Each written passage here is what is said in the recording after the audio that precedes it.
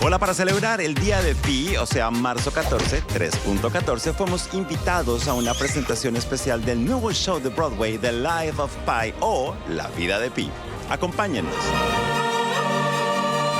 Hoy en Tenemos que hablar La Vida de Pi, la nueva sensación en Broadway.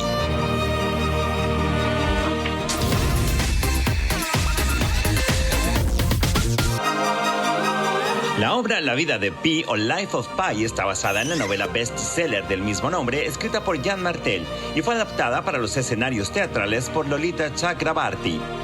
En ella, un jovencito sobrevive 227 días en un bote junto a un tigre de Bengala después del naufragio de su barco en el Océano Pacífico. La pieza explora temas profundos como la religión y la espiritualidad. Life of Pi se presentó inicialmente en Sheffield, Inglaterra, y luego debutó en el West End de Londres a finales del 2021, llevándose 5 premios Laurence Olivier. Ahora se encuentra en período de exhibiciones previas en el Teatro Schoenfeld de Manhattan antes de su estreno oficial en Broadway este 30 de marzo.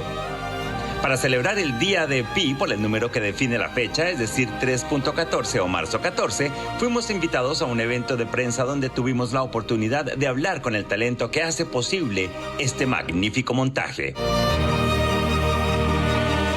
The opportunity to see the many layers that form this show. It's very spectacular visually. How did it strike you when you understood what it looked like at the end? I was very impressed when I did a little bit of research on the show that had been playing in UK before, and I just wanted to be a part of it. I just knew that this was the only way that you could do the show, live, action, and so to come together as a family to do it, when we came together in Cambridge till now and beyond is just like the most epic thing that I've ever been a part of. I feel very grateful to be part of it.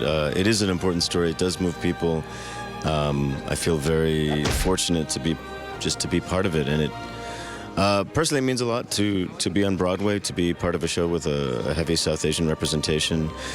All 10 of us who are South Asian are making our Broadway debut in this show, so all of that means it means a lot to me, professionally, personally, politically as well.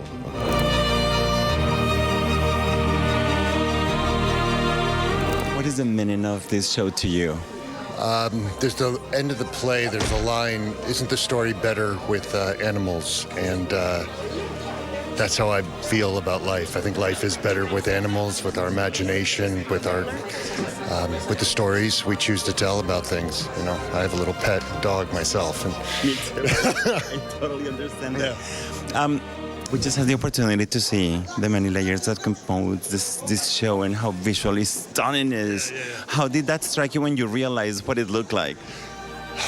It's been a progress of realizing what it looks like, and I still believe I don't really know the full experience of what it's like to sit in the audience and watch it.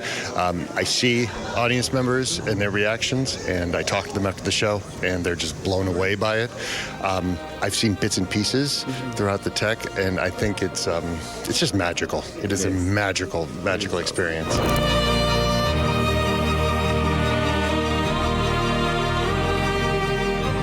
I would describe this show as an overall existential crisis within a metaphor, right? So we're talking about religion, culture, the belief in life, how we're being tested, and also somebody's faith on the line.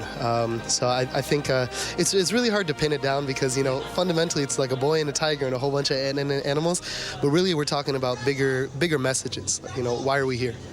How important it's for you as a performer to be part of this? It means so much to me because the director has given me opportunity to speak different languages of my culture. So I'm able to speak 3 different South Asian languages within this show. And this is my Broadway debut. It's exactly 10 years from when I started performing. I can't wait for when my mom is in the house and she hears me speak our language. Please tell me what it means for you to be part of this show and the many layers that it has. What is the meaning of all of that for you as a performer? It's very exciting to be doing this show. I think one of the most exciting things about doing the show is that it's a primarily South Asian cast. So to be able to bring this story to audiences being told by South Asian Americans, it means a lot. Representation matters, and it's really. I think it's going to be really exciting for young South Asians to come see this show and be able to connect and know that their dreams of maybe being on stage is possible. The show's really spiritual, very philosophical. I think questions that the show is posing are really meaty, and you have to chew on them and think about them after you leave the theater.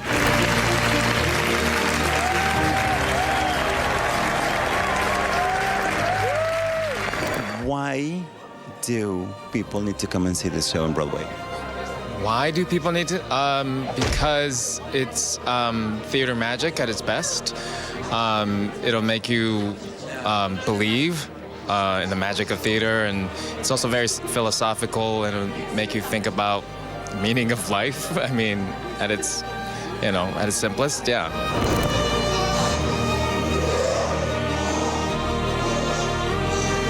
I have to ask about the way this story affects us all.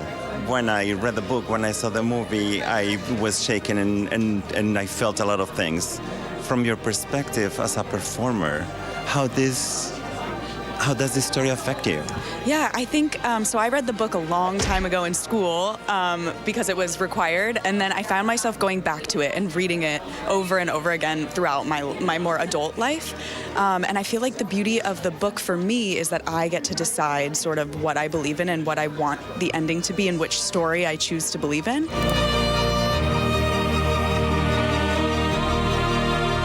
What does it mean for you to be part of something like this? Everything. It's the first time the story of this South Asian immigrant story has been put on Broadway. I'm part of a cast with 17 Broadway debuts that includes 11 South Asian Broadway debuts. And considering the lack of South Asian representation on our stages right now, I feel really proud to be a part of this moment. How important is for you to be part of this story, of this show? Super important. Just the fact that there are so many South Asians bringing to life a story that's set in Pondicherry. I mean, whenever you talk about India, people are like, oh, Delhi, Bombay, Calcutta. But then there's Pondicherry, and it's the most charming little place that you could go to. And just how powerful this story is in terms of survival, in terms of our family ties, and how far they can carry us in our times of strife. Yeah, it's very special to me.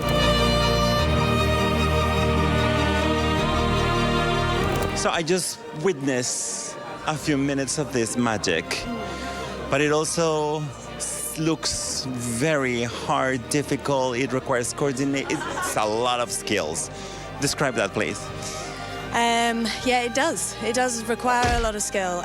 Physically, it requires a lot of athleticism, fitness, strength.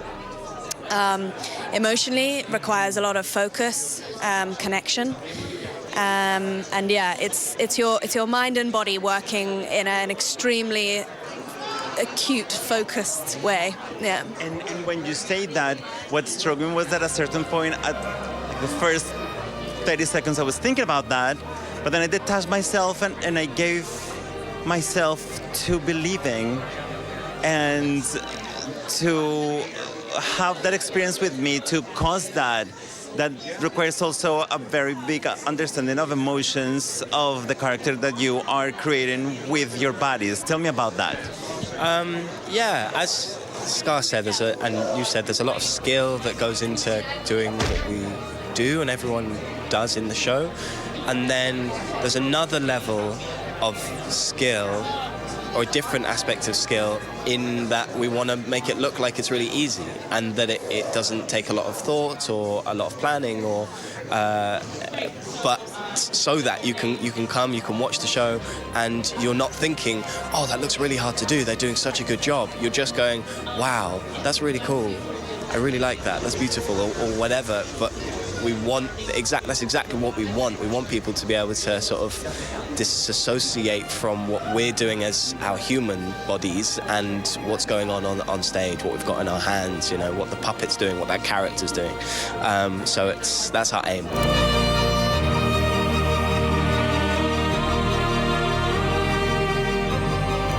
This show has a thing where we all see it from our perspective and what we have lived.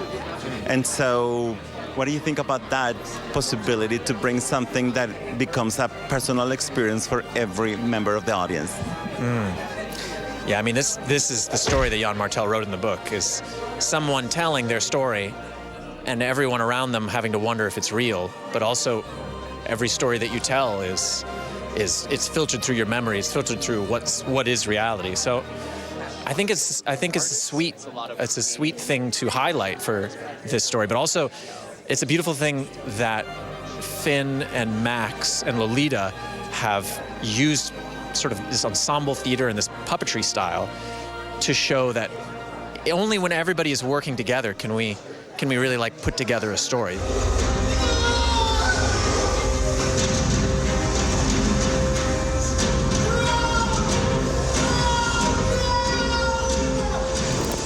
I'm gonna try to control myself for this because I love animals and I just witnessed something that was incredible. I didn't see 3 puppeteers. I saw a tiger that was scared and desperate and angry, and I felt for him. How is that process of transforming this into the emotion of an animal through puppeteering? It's long, and it's exciting. I find it completely thrilling, but it is a process of layers, a bit like what we were showing you there on stage.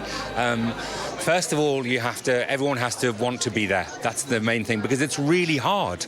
So, for instance, when I'm auditioning people, the main thing I'm looking for is after they've done an hour's worth of workshop audition with me, are they still smiling? Because if they have to still be smiling, because it's so tough. So once we have the attitude, and you saw some of the puppeteers on stage, and Scarlett and Fred around, who've come with me from England, and those people have been doing puppetry for the last 10 years, most of their adult careers. And so with that fitness, with that skill, with that ability, that is your baseline. And then we have a look at the animal and the story. So what is a tiger? What does the tiger need to be? It has to be fast. It has to be scary. But we also have to be able to relate to it. We have to be able to care about it. So it can't just be dark and aggressive. It has to be, as you just said, it has to look scared sometimes. We have to be uncertain. It has to be uncomfortable, as well as being a god of death, if you like. So it has to have this incredible range. It's a really long, tough process, and I've seen people get bored, but I find it so thrilling, and the layers of intricacy and detail, and the product that you get is what you see on a stage. And although it takes months, if that's where you can get to, I just find that very thrilling.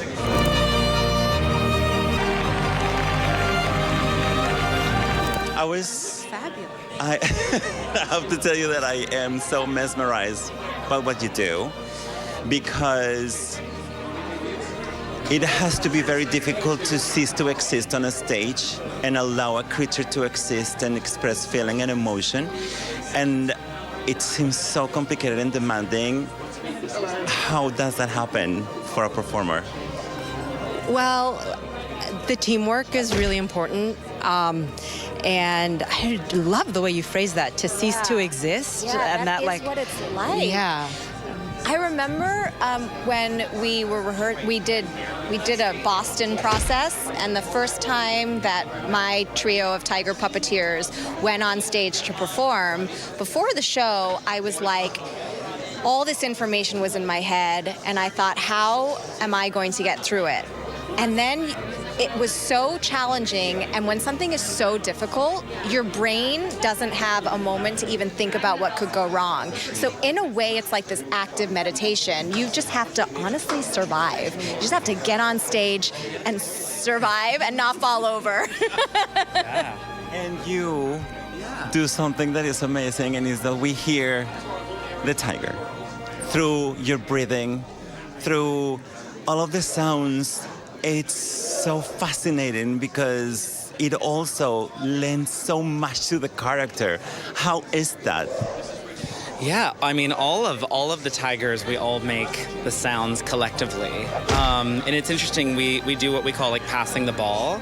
So maybe the hind would start a sound that travels up to the head or vice versa. But we spend weeks, so we still send each other videos, studying sounds, studying the emotional quality of them, and really trying to reduce the human and bring up the tiger. And in that way, like, nothing can replace time.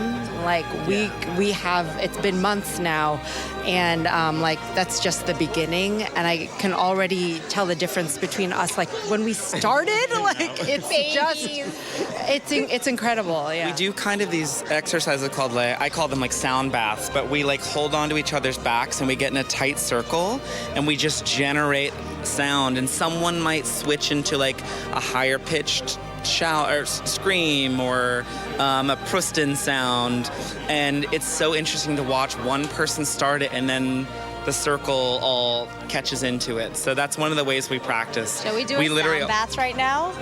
Sure. Shall we try? What animal are we? Yes, please. What? I was gonna say we could do a tiger sound bath. If Okay. You... Yeah? Oh, Yeah. Okay.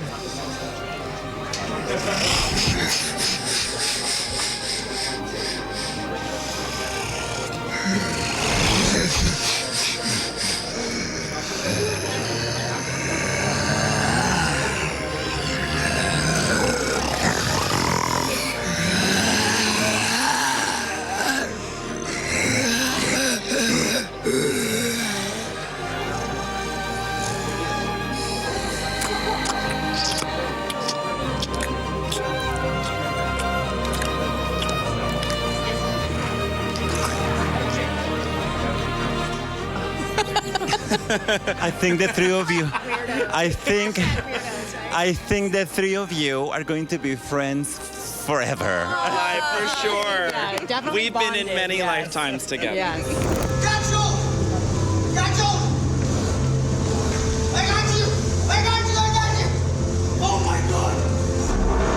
So I just witnessed 5 minutes of something that really moved me to my core, made me cry, made me like worried about the tiger very deeply. How was the process of taking the information from the book? What was pivotal that you needed to take from that to place it on stage? Gosh, how long have you got? That's a big question.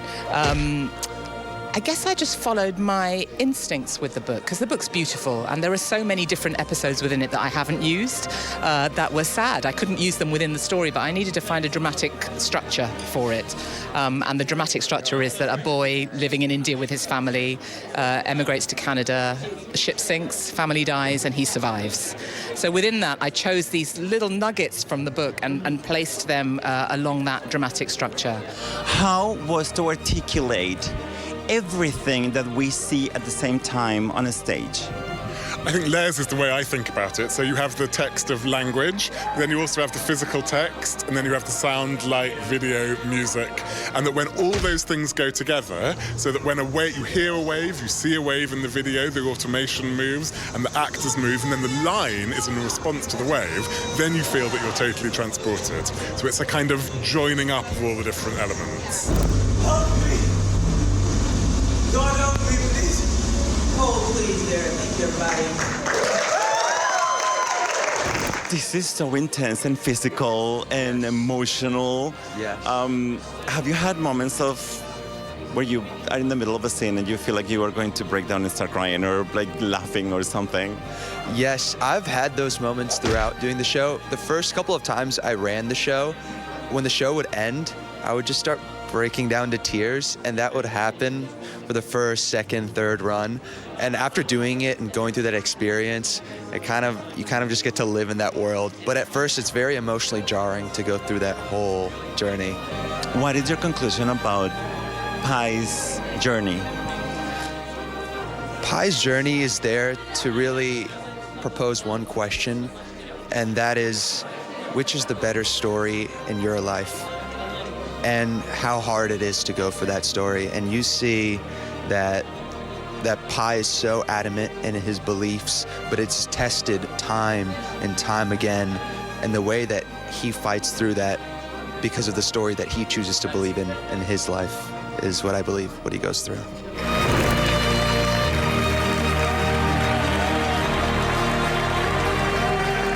is very big. It's representation. It's a beautiful story. It's a profound message that we need today more than ever. How do you feel about doing this?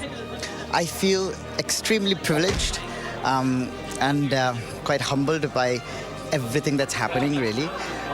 I feel very excited to share this story, and I hope people enjoy it as much as I enjoy telling it. And we as a company are so in sync, and everyone is really cute and sweet. And we have a whale of a time on stage, so I hope as many people come to see it, because it's a story about so many things, but in a deep level. It really asks you the question, if you asks you the question whether you want to believe in God or a divine power that that encompasses all, and so on. And I think it's a lovely question.